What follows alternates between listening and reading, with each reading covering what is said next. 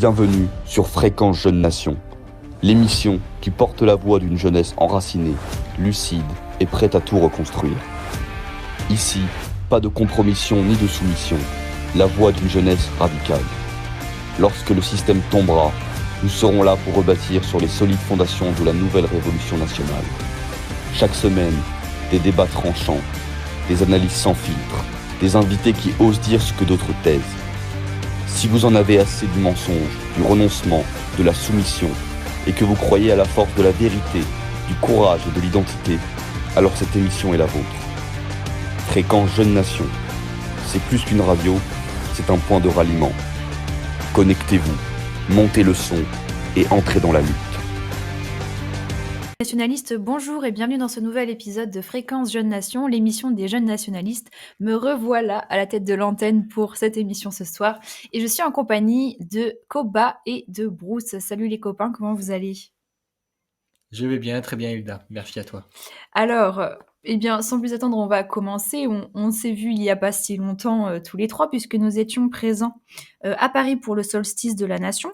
C'est le premier thème qu'on va aborder ce soir pour faire un petit retour d'expérience, retour sur expérience aux auditeurs sur comment s'est déroulé ce solstice de la Nation.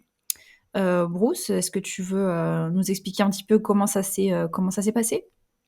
Alors oui, comme on l'avait annoncé lors de la dernière émission spécialement consacrée à cette journée du 6 février, à son histoire, à ses implications encore aujourd'hui, on avait évoqué effectivement la répression qui s'abattait souvent. Et effectivement, lors de cette journée, on a dû faire face à la répression du préfet de Paris et notamment à la mobilisation des activistes antifascistes sur Paris. Donc tout d'abord, on avait prévu de rendre hommage le samedi matin au cimetière de Charonne, un hommage à Robert Brasiac, qui hélas a été impossible à rendre le samedi matin. En effet, dans le 20e arrondissement, juste en bas du cimetière de Charonne, non seulement il y avait une mobilisation antifasciste prévue, avec pour thème donc du RN à Brasiac, on marche sur les fachos, mais surtout le cimetière était fermé et il y avait une mobilisation policière pour nous interdire l'accès au cimetière et nous empêcher tout hommage. Je rappelle qu'il y a quelques années déjà, plusieurs dizaines de militants avaient été interpellés et placés en garde à vue au cimetière de Charonne lorsqu'ils avaient rendu un hommage. Eh bien, nous sommes partis après au cimetière. Alors, avant de partir au cimetière du Père-Lachaise, c'est bien ça, Oui. pour rendre hommage à un militant qui était mort lors du 6 février 34. Je laisserai Koba nous parler un peu de cet hommage qui a eu lieu avec d'autres camarades militants ce jour-là. Nous sommes passés déposer des roses sur la tombe d'Édouard Drummond. Dans une petite délégation, nous sommes rendus là-bas. Nous avons rendu hommage à Édouard Drummond. Est-ce que, Bruce, tu pourrais expliquer pour quelle raison ? Alors une raison déjà très simple, c'est que le cimetière du Père-Lachaise où se trouve la tombe d'Édouard Drummond se trouve juste à côté du cimetière de Charonne. Le cimetière de Charonne est un petit cimetière, le cimetière du Père-Lachaise que je n'avais jamais visité est un grand cimetière, d'ailleurs très sympathique. Enfin, c'est étrange de dire sympathique pour un cimetière, mais il est relativement beau. Il y a de très belles sépultures. Donc oui, nous avons profité de l'occasion finalement pour rendre hommage à Édouard Drummond. Il est vrai qu'Édouard Drummond, ça rentre pas spécialement dans le thème du 6 février, on peut dire.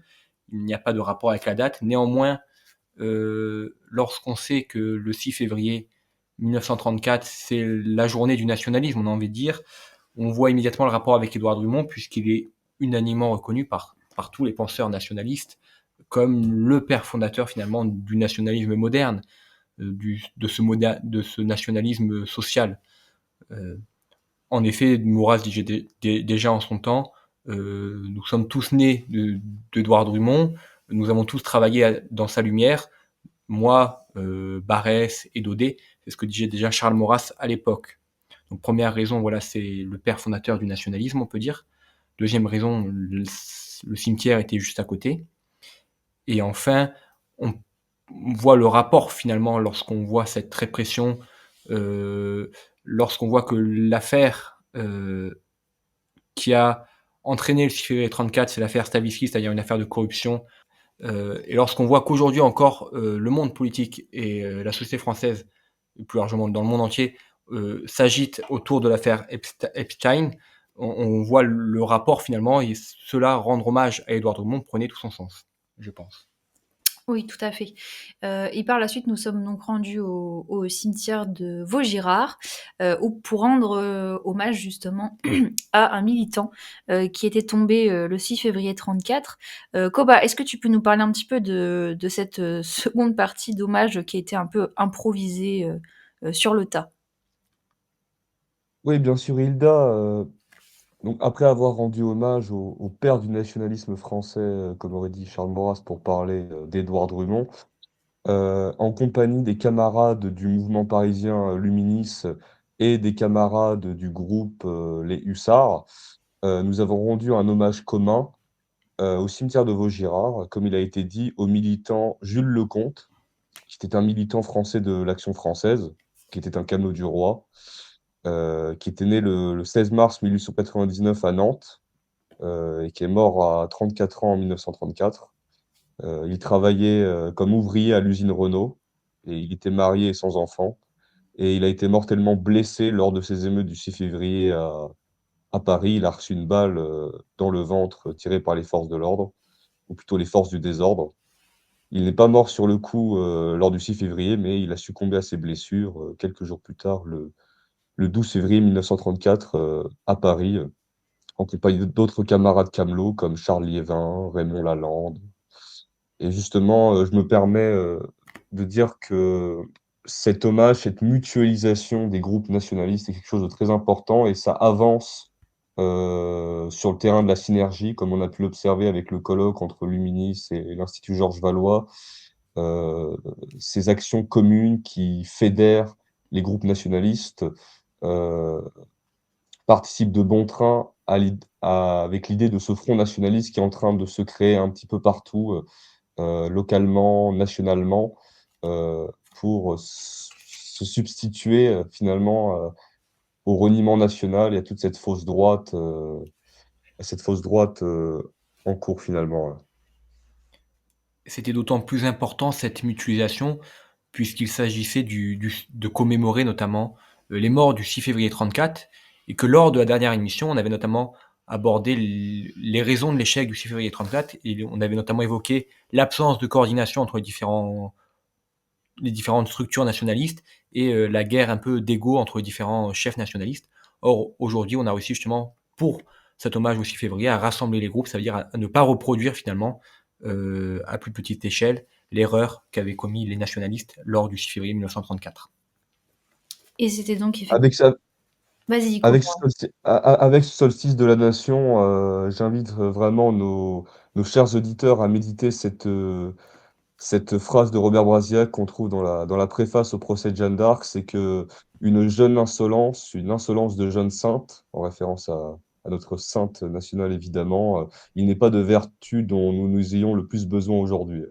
Eh bien, moi je pense que de même qu'avec la vertu d'espérance et de patience, la vertu d'insolence est la troisième vertu, pour le militant nationaliste du XXIe siècle. Et effectivement, nous avons fait preuve d'une certaine insolence puisque, à la suite de cet hommage, nous avions prévu de faire une marche aux flambeaux, le soir, à Paris. Celle-ci, a été interdite et notre avocat, Pierre-Marie Bonneau avait effectué un recours contre cette interdiction. Malheureusement, la requête a été rejetée par le tribunal administratif, donc la marche avait été interdite. Cela étant, nous nous sommes quand même rendus, place de la Concorde.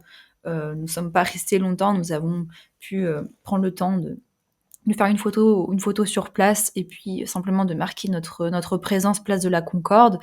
Et pour la journée du samedi, c'est tout ce qui s'est passé finalement. Mais le dimanche en début d'après-midi, une nouvelle délégation s'est rendue de nouveau au cimetière de Charonne, puisque les policiers n'étaient plus là et la menace antifasciste n'était plus imminente en tout cas, et nous avons quand même déposé notre faisceau de 5 roses sur la tombe de Robert Brasillac et sur la tombe de Maurice Bardèche. Donc nous sommes finalement quand même passés malgré les barrages avec un jour de décalage, mais c'est très important. Quand nous disons que nous allons faire quelque chose, nous le faisons jusqu'au bout, peu importe les obstacles. Et comme l'a très bien dit Koba, c'est une forme d'insolence finalement. Malgré les interdictions, malgré les obstacles, nous allons quand même jusqu'au bout des choses. Après cette discussion sur ce petit retour d'expérience sur le solstice de la Nation, je voudrais qu'on parle de l'ouverture d'un local à Nice par le groupe Aquila Popularis. Et surtout, plus largement, qu'est-ce que vous pensez du fait de réussir comme ça à s'implanter dans les villes? Koba. Bah, écoute, Hilda, l'ouverture de ce local associatif à Nice, inauguré le samedi 31 janvier, est une aubaine, car je me permets vraiment de le dire à nos auditeurs, mais avoir un local militant, au-delà de simplement boire des coups, c'est participer de la visibilité et de l'ancrage territorial d'un mouvement militant. Notamment dans les grandes villes, c'est différent, mais dans les petites et moyennes communes de province, le local, ça devient un repère et ça participe d'une certaine manière à la cohésion interne. Ça permet de fidéliser les militants par les permanences, ça permet de spatialiser, si j'ose dire, le combat en servant de point de ralliement et ça permet aussi, pour des raisons logistiques, d'y stocker le matériel et même pour une logique temporelle, c'est un symbole de pérennité pour une structure car, je pense qu'on peut en discuter, mais je pense que la possession d'un local militant, d'un local associatif comme celui-ci, c'est un symbole de pérennité pour une structure quelle qu'elle soit. C'est vraiment, heu, comment dire? Il y a vraiment un rapport de cause à effet entre la pérennité d'un groupe et la possession d'un local. Car par exemple, si on prend nos adversaires de gauche radicale, on peut très bien, penser par exemple au carrefour Châteaudun, qui était le local historique du Parti communiste français, de 1938 à 1971, qui était situé au 44, place Kossuth et qui, par son emplacement, on va dire stratégique, à côté des quartiers de l'Opéra à Paris, par, sa grande façade, permettait de marquer spatialement la présence du communisme dans la capitale et d'agir, en ce sens-là auprès, de la population. Donc le carrefour Châteaudun, par exemple, a été assailli par les militants, nationalistes de Jeunes Nations en 1956 suite au soutien du Parti communiste dit français à, l'Union soviétique durant la répression des insurgés hongrois. Et bah, le local était vraiment représenté comme le symbole du Parti communiste français et il a été vandalisé, par, ces jeunes militants de Jeunes Nations qui ont entraîné le peuple de Paris avec eux, dans cet incendie et dans ce pillage. Donc pour montrer, hein, ainsi, en quoi le carrefour Châteaudun, le 44, comme il disait à l'époque, était une puissance symbolique et logistique, même si aujourd'hui, pour un groupe plus modeste, un local, au même emplacement serait impensable financièrement et risqué politiquement. Mais en tout cas, c'est l'exemple historique parfait d'un local qui a su faire corps avec l'identité d'un mouvement pendant des décennies. Parce qu'en fait, le local aide à institutionnaliser le groupe à travers des routines, à travers une permanence, comme je l'ai dit, à travers l'insinuation d'une mémoire collective, par le recrutement continu, par la visibilité persistante et c'est ce qui favorise notamment la reproduction générationnelle des militants, et la résilience face aux crises. Car, car on pourrait aussi soulever des écueils à la question de l'implantation dans un local militant. C'est celui du coût financier, qui peut, on va dire, s'étaler de 400 à 1 500 € par mois et ça peut très bien asphyxier la trésorerie d'un groupe militant et justement, causer la chute, de ces mêmes groupes. Par exemple, on pourrait, citer la fermeture de nos locaux à Lyon, il y a quelques années de cela, pour des raisons financières.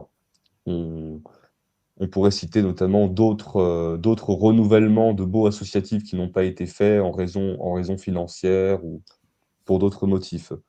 C'est pour ça qu'il faut important de comprendre que le local, c'est un vrai signe d'ancrage territorial et pour les militants, à l'intérieur d'une communauté militante, il faut comprendre que c'est un microcosme. de la même manière que la communauté militante, c'est un microcosme de l'État nationaliste qu'on cherche à construire avec le service du bien commun et le don de soi, le local, par les permanences, par l'entretien, par la décoration, par les réunions, par toutes les activités qu'on fait ce local, et bah, c'est un, c'est un vrai fer de lance euh, d'un enracinement ou d'un ancrage militant dans une commune. Le local d'ailleurs parisien du nationalisme historique a vu se succéder plusieurs groupes aux noms différents et animés du même esprit toujours à chaque fois. Tu connais bien Koba puisque tu es en région parisienne et que tu animes un peu ce local.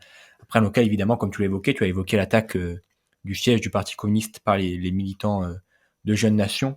Évidemment, c'est aussi des difficultés. C'est un lieu physique donc il peut être attaqué.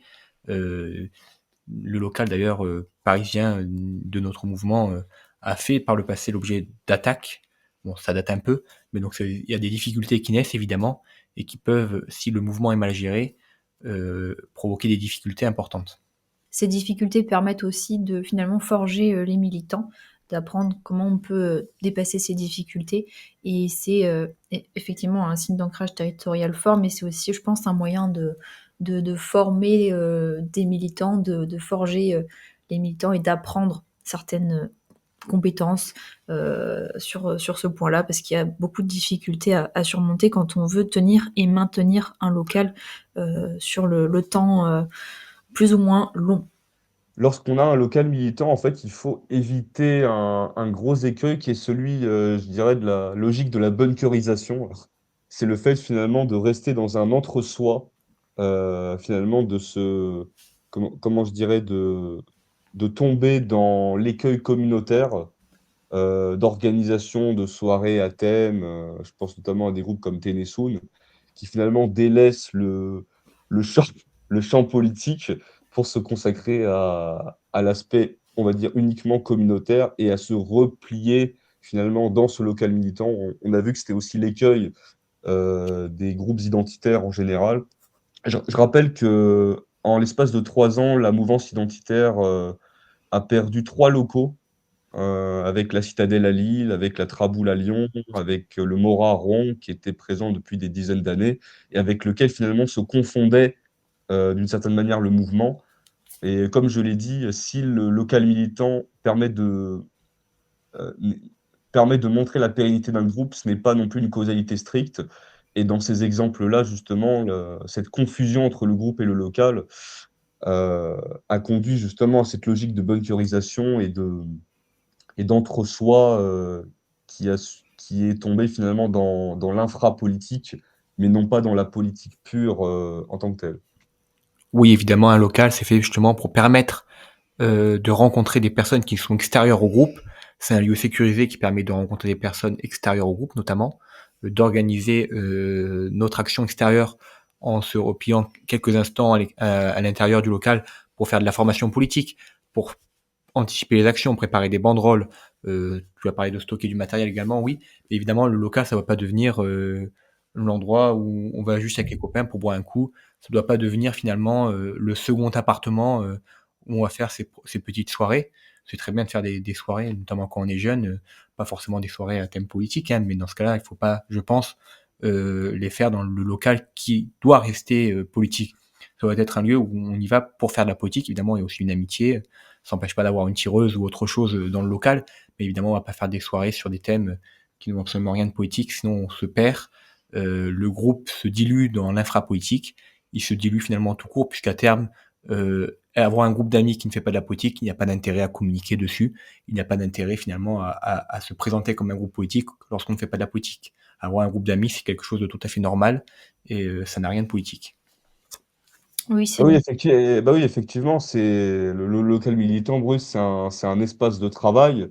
C'est un espace de travail, je pense notamment en exemple à l'œuvre française, qui organisait des ateliers sur des après-midi entières pour étudier la presse de nos ennemis politiques, euh, et qui trifouillait vraiment les papiers à longueur d'heure au local, auprès des militants, des jeunes militants, pour leur apprendre le sens de l'ennemi et le combat politique. Et justement, ça doit permettre d'avoir une bibliothèque militante, de faire des cercles de lecture, des ateliers de formation, heu cela doit servir au combat métapolitique et politique qu'on mène et non pas seulement, à un lieu, de l'individualisme hédoniste. Voilà, le local, c'est un lieu holistique et organique.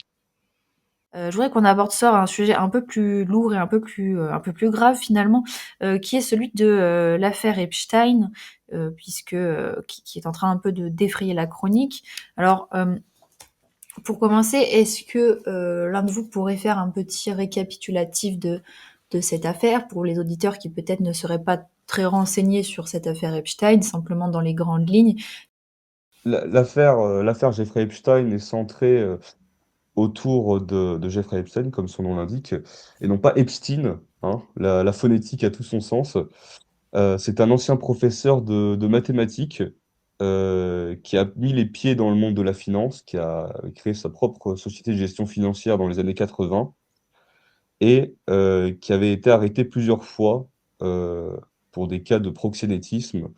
Heu, C'est-à-dire qu'en échange de messages rémunérés, il cherchait à prostituer des jeunes filles mineures issues de réseaux de mannequins pour la plupart ou alors issues de milieux défavorisés, auxquels il faisait, on va dire, miroiter, une ascension sociale, dans ce monde, très restreint de l'ultra-élite. Ce Jeffrey Epstein a organisé sur plusieurs décennies un vaste réseau de trafic sexuel impliquant des jeunes filles mineures, recrutées justement sous prétexte de massages rémunérés.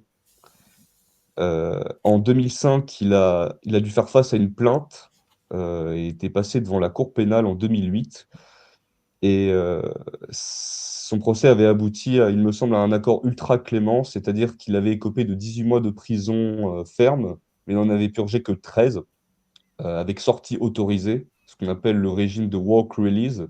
Heu, C'était le procureur Alex Acosta, qui était le procureur à ce moment-là et il devint ensuite, secrétaire au travail sous Donald Trump. Ce sweet deal avait été ensuite critiqué, rétrospectivement, dans cette affaire, judiciaire Oui, parce et qu'il ensuite avait évité les charges fédérales à ce moment-là, justement. oui, exactement et le 6 juillet 2019, il se fit arrêter avec un dossier à charge qui fut extrêmement lourd, avec des accusations de plus d'une dizaine de victimes et à partir de cela, il a pu avoir une enquête, qui a permis de retrouver finalement un carnet d'adresses, de personnes extrêmement influentes, donc aussi bien des ex-présidents américains que des stars de la pop, que des membres de la famille royale britannique, aussi bien des acteurs hollywoodiens de la jet set.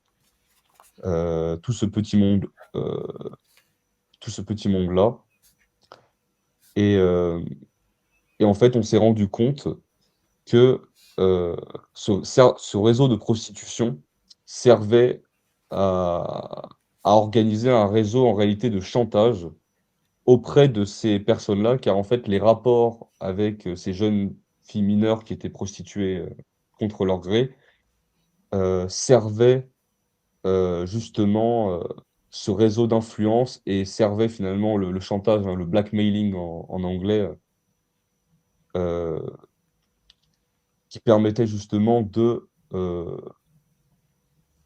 servir justement d'influence auprès de ces personnes-là. Jeffrey Epstein avait une île notamment, hein, Little Saint James, hein, qu'on surnommait, postérieurement l'île du vice, hein, où ils organisaient, leurs soirées, heu, à caractère pédocriminel. Heu, Ensuite pour cette affaire, il a été mis dans une prison de haute sécurité, dans une cellule d'isolement et le 10 août 2019, on retrouva son corps sans vie, avec, les draps autour de son cou. Heu cette histoire et l'histoire de sa mort est assez intéressante car, on trouve des défaillances au niveau des caméras, ainsi qu'une absence de garde au moment de la nuit de sa mort, heu, avec une possibilité de suicide qui est quasiment nulle, hein, car, sachant que 3 jours avant, son «suicide» entre grosses guillemets, il avait déjà fait une tentative de suicide et on l'avait mis justement dans une cellule isolée pour pas qu'il puisse commettre la même chose. Donc les draps qui étaient dans sa cellule n'étaient pas propices à un suicide et le médecin légiste lui-même avait dit que certaines fractures des os du cou d'Epstein étaient impossibles à produire euh, dans le cadre d'un suicide en fait et que c'était exclusivement le cas d'un étranglement. Mais l'affaire a été conclue par un suicide malgré les errements qu'il y avait autour. Et en 2025, le Congrès américain adopta l'Epstein Files Transparency Act signé par Trump, qui obligeait à déclassifier tous les documents non classifiés. Et fin janvier 2026, ce sont près de 3,5 millions de pages, hein, avec 3 millions supplémentaires qui n'ont pas été divulguées, hein, je tiens à le souligner. C'est-à-dire ça fait près de 180 000 images et plus de 2000 vidéos issues des enquêtes du FBI. Euh, et ces documents confirment en fait l'ampleur des abus. Je veux dire, il y a plus de 1000 victimes euh, avec des connexions qui relient le, les réseaux Trump avec Elon Musk, avec des figures comme Jack Lang en France, hein, avec, avec même Elon Musk. Et il est important de comprendre en fait que auprès de nos auditeurs, mais on en discutera ensuite, que ce n'est pas qu'une affaire judiciaire exceptionnelle, mais c'est qu'en fait derrière les scandales de réseaux pédocriminels à l'échelle internationale, il y a bien en jeu une affaire politique d'ingérence, de chantage, car je rappelle que l'associé dans les méfaits d'Epstein, qui était Ghislaine Maxwell, son père était un ancien directeur du Mossad, mort dans des circonstances troubles par ailleurs. Et en fait, que tout ce chantage et toute cette ingérence, finalement, accourt euh, dans ces réseaux et dans ces milieux-là, et montre finalement une certaine invariance historique d'une problématique qui a été très bien soulignée par nos maîtres du nationalisme, comme Édouard Drummond notamment. Merci beaucoup, Koba, pour ce récapitulatif. Moi, j'aurais déjà quelques questions. Tout d'abord, on a pu constater avec la déclassification que Epstein entretenait des liens, notamment avec Steve Bannon, ce qui peut peut-être surprendre certaines personnes. Qu'est-ce que vous en pensez de ces liens qu'on a retrouvés alors à ce niveau-là?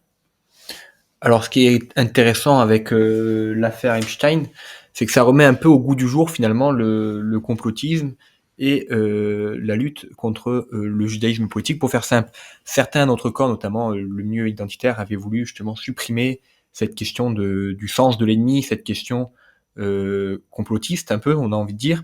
Et finalement, on se rend compte, lorsqu'on regarde tous ces dossiers, qu'effectivement, il existe bien une élite très connecté, où tout le monde est très connecté entre eux, une élite finalement un peu imperméable, où tout le monde se connaît, et finalement tout le monde se connaît, j'ai envie de dire, qu'il soit dans le camp populiste ou qu'il soit dans le camp ouvertement mondialiste.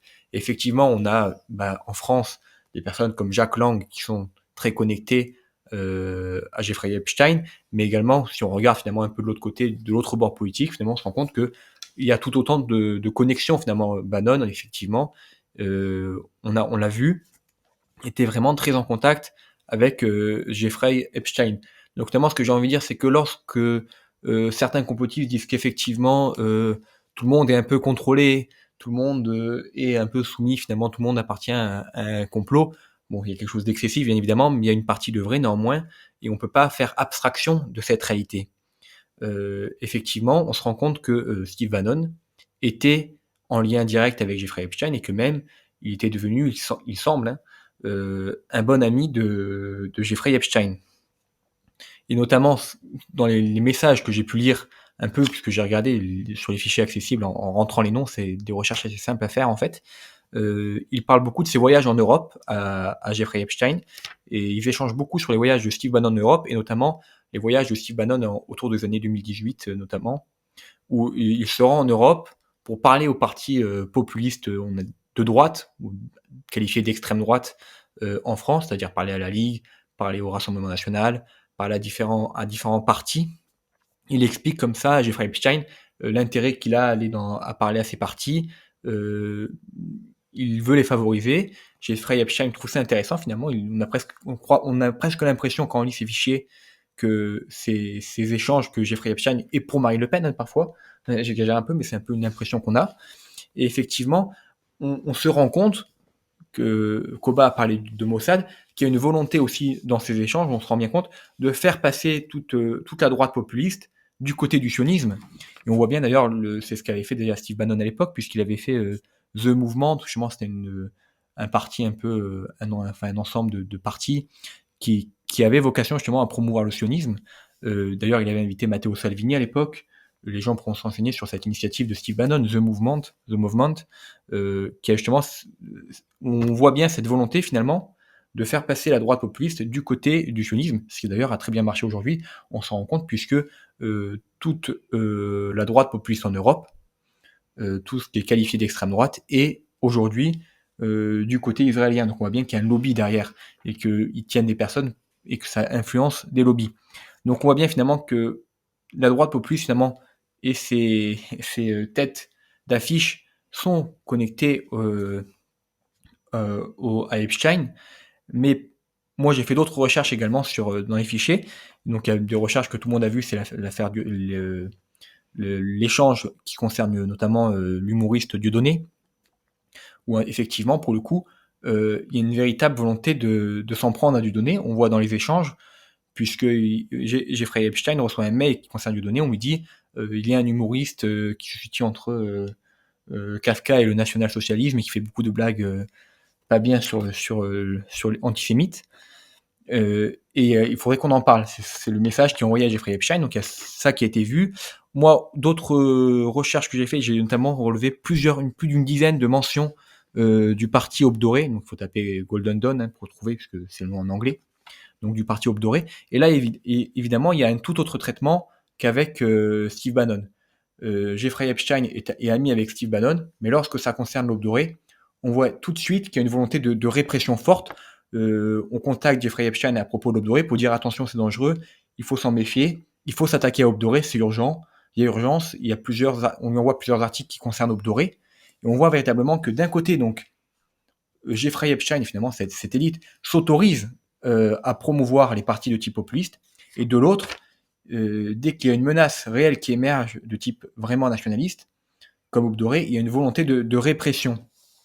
On voit la différence de traitement et finalement l'ouverture de ces dossiers et ces échanges confirment ce qu'on affirme depuis à peu près une dizaine ou une quinzaine d'années, c'est-à-dire que d'un côté, il y a une extrême droite qu'on autorise, qu'on promeut même parfois en invitant dans les médias, c'est le cas, Marine Le Pen a été promue d'une certaine manière par son invitation, et de l'autre, il y a une forte répression contre les groupes nationalistes qui émergent. C'est ce qu'on constate dans tous les partis européens, dans tous les pays d'Europe. En Allemagne avec l'AfD qui a été promu, et de l'autre le NPD aujourd'hui qui s'appelle Die Heimat, qu'on a fortement réprimé.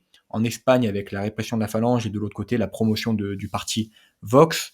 Pareil en Italie avec la répression de nombreux nationalistes et la promotion de la Ligue de Matteo Salvini, et puis après de Frères d'Italie de Giorgia Meloni.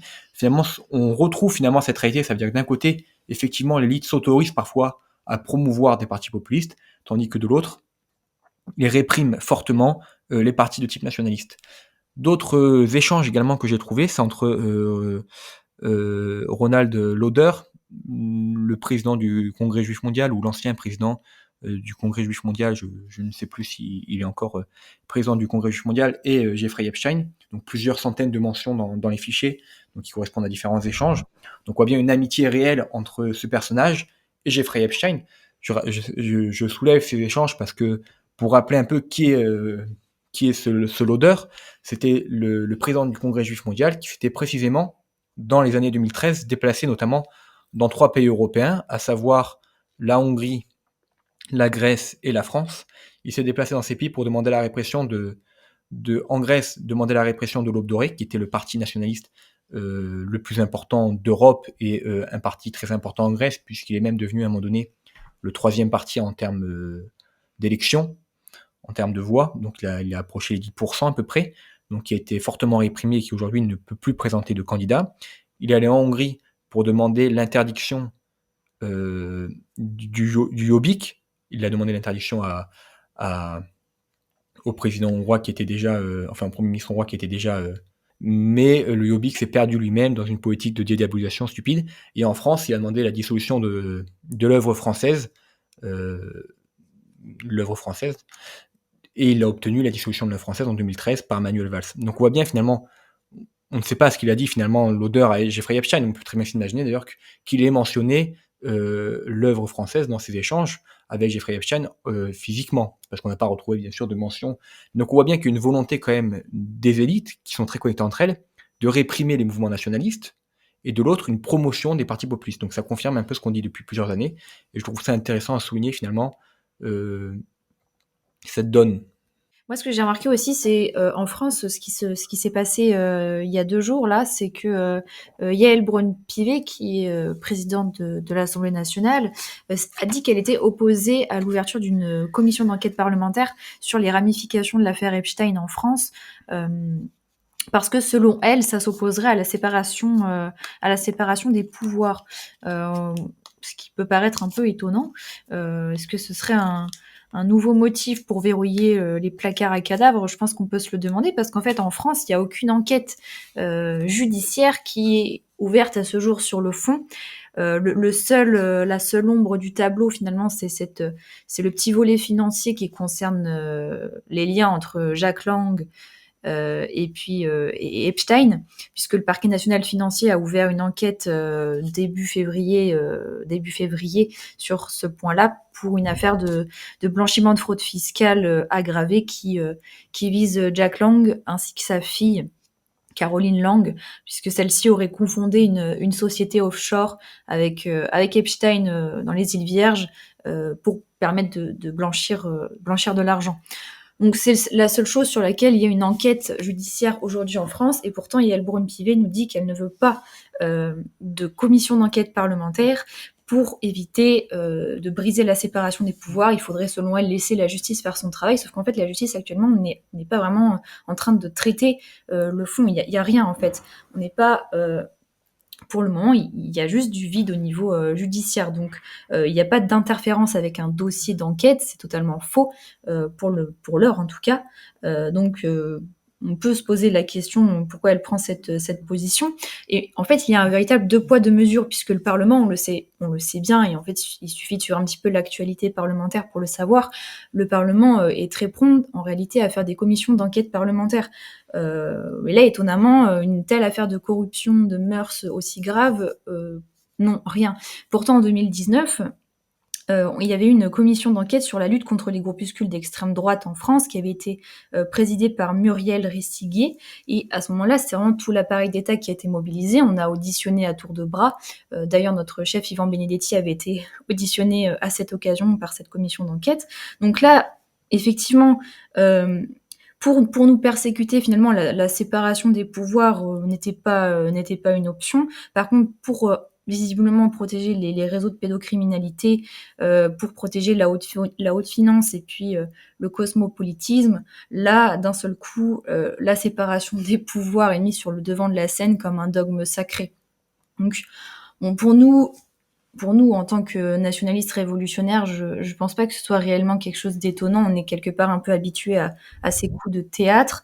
Mais ce qu'il faut faire, alors il s'agit pas de pleurnicher comme des victimes devant cette répression qu'on subit, mais simplement de pointer du doigt ce deux poids, deux mesures qui doit être fermement condamné. Sachant que nous, la séparation des pouvoirs, bon, c'est une théorie qui nous est finalement assez étrangère en tant que révolutionnaires, puisque c'est une théorie issue de la pensée démocratique et de la logique du système démocratique. Donc ce n'est pas quelque chose qui nous froisse tellement. C'est Montesquieu. Oui, mais le problème, c'est le deux poids, deux mesures qui est effectué ici, à mon avis.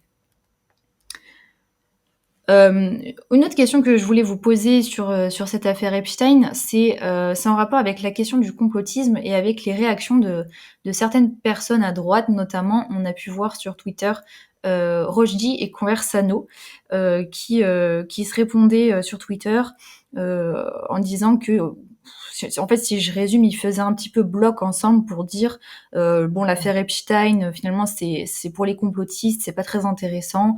Le fait que des élites trempent dans ce genre d'affaires glauques, finalement, c'est pas une nouveauté.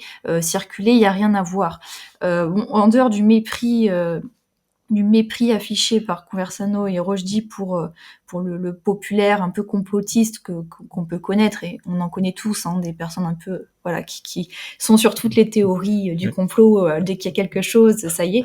Bon, en dehors de ce mépris-là, moi je pense qu'il y a un véritable aveuglement de ces deux personnes, mais c'est pas que eux, c'est tout aussi une frange finalement de l'extrême droite en France, un véritable aveuglement sur les priorités nationales. Et moi, je pense que c'est aussi ce côté peut-être un peu influenceur qu'ils peuvent avoir, où finalement, ils auraient peur de perdre des abonnés s'ils étaient affiliés à des complotistes. Alors même que c'est pas du complotisme, je veux dire, en soi, il y a quand même une enquête aux États-Unis tout à fait judiciaire et sérieuse, donc on voit pas trop où est le sujet. Mais voilà, il y a ce réflexe anticomplotiste primaire finalement. Je sais pas ce que vous en pensez. Écoute, Hilda, ces influenceurs participent d'une mode à l'extrême droite qui est celui de dénoncer avec virulence ce qu'ils appellent les populo-conspis et qui sont censés travestir l'image de l'opposition nationaliste, parce qu'en fait, on passerait pour des fous, pour des gens qui seraient parfaitement irrationnels, alors que eux seraient parfaitement rationnels. Et d'ailleurs, je me permets de dire que ces influenceurs, finalement, dits du camp national, se fourvoient dans un rationalisme. Parce que justement, être rationnel, c'est admettre qu'il y a des domaines que la raison, justement, ne peut excéder.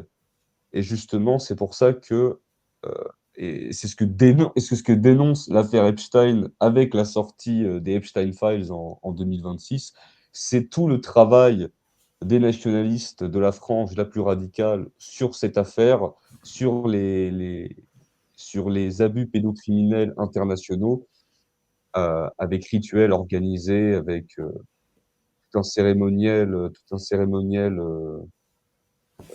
satanique, au sens de la déification de l'homme, euh, a justement eu cours.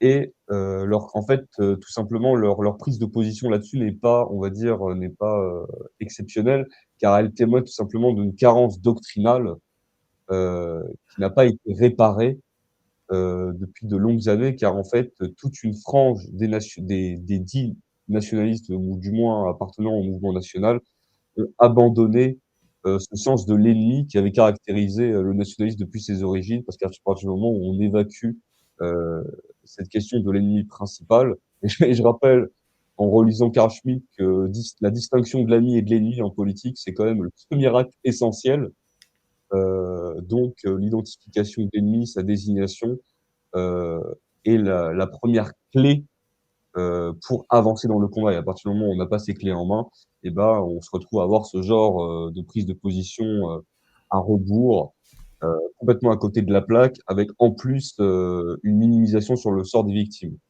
Euh, en rappelant très bien en rappelant que ces influenceurs sont des pères de famille, hein, et qu'il n'y a aucune Oui, parce que compatibilité. désolée, je vais être vulgaire, mais je crois que c'est Conversano qui a quand même écrit oui, les élites se tapent des putes. Enfin bon, voilà, c'est.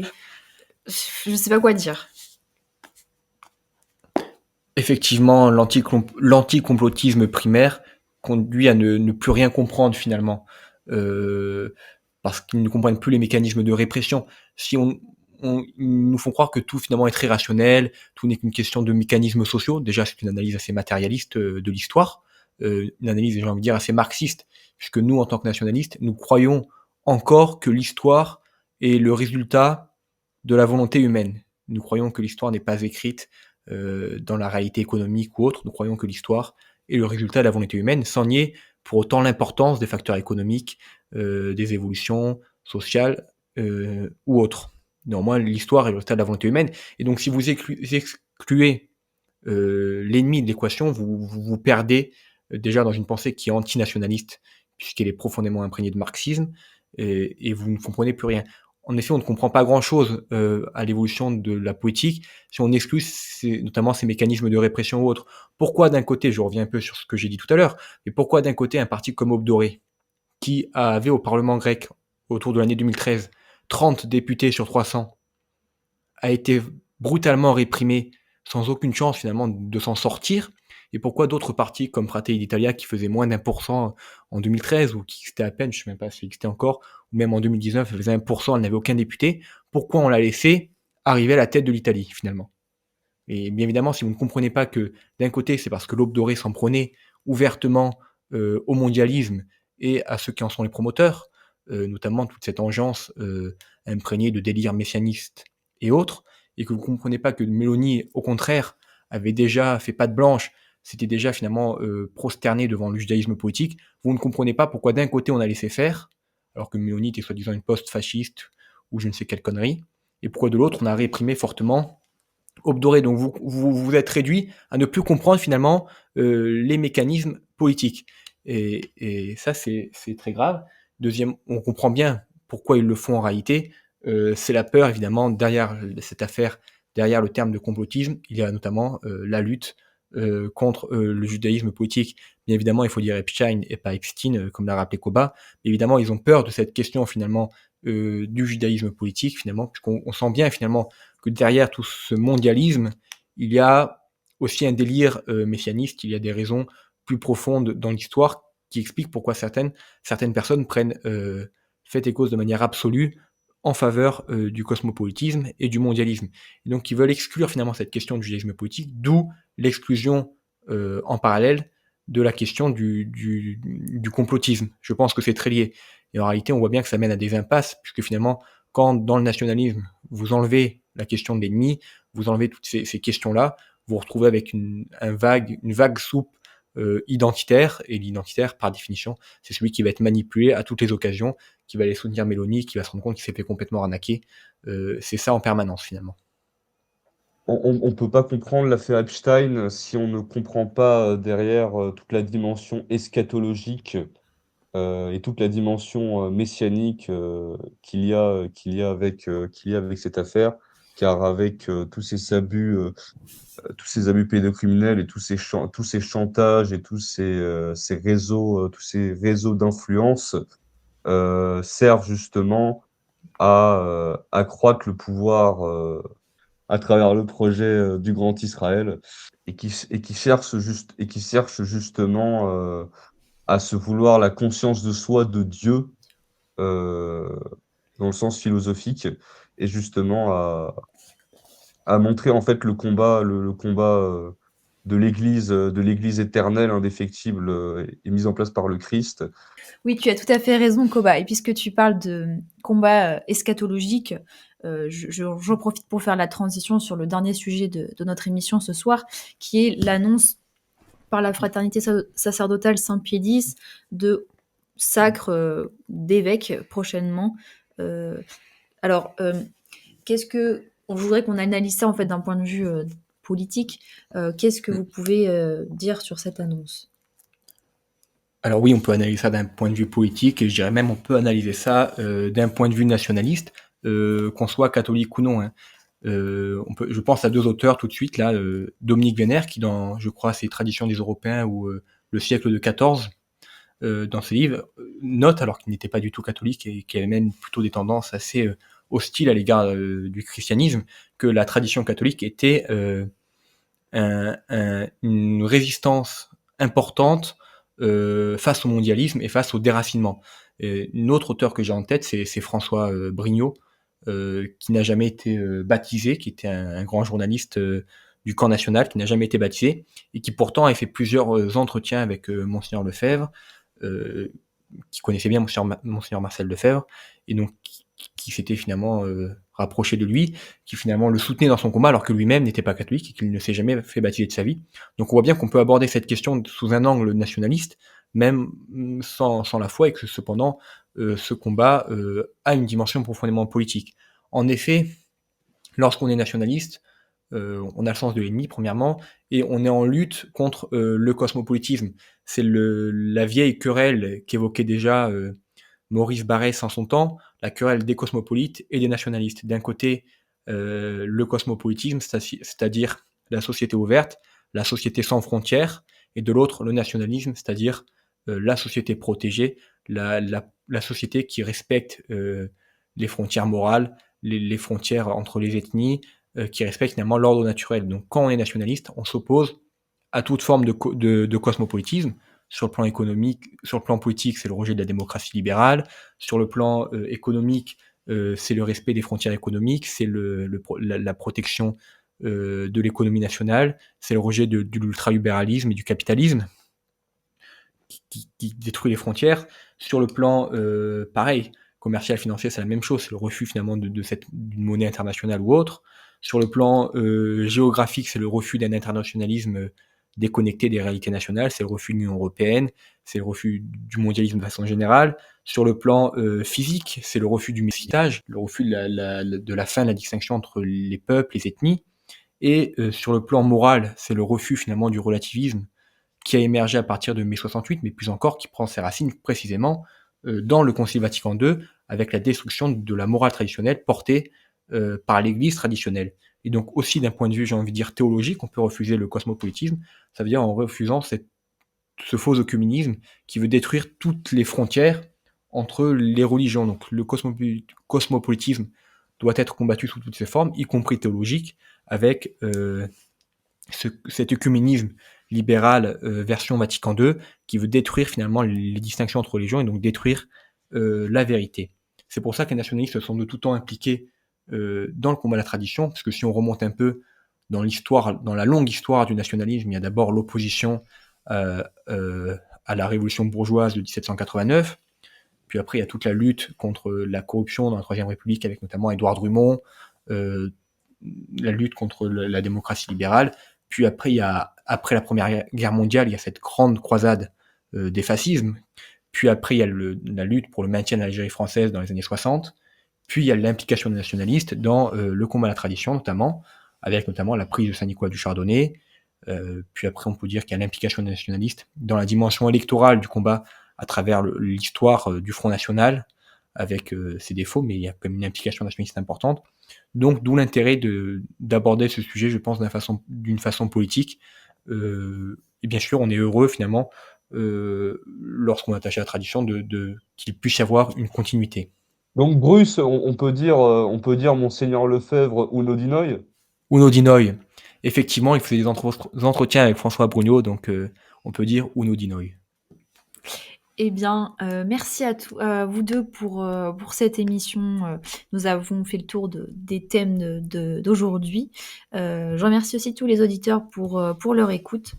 Et puis, on vous donne rendez-vous, bien sûr, la semaine prochaine pour un nouvel épisode. En attendant, chers amis, n'oubliez pas de vous abonner, de nous soutenir. N'oubliez pas aussi que vous pouvez nous envoyer des questions, notamment via Telegram ou même dans les commentaires. Nous pourrons y répondre. Et bien, sur ce, bonne soirée à tous.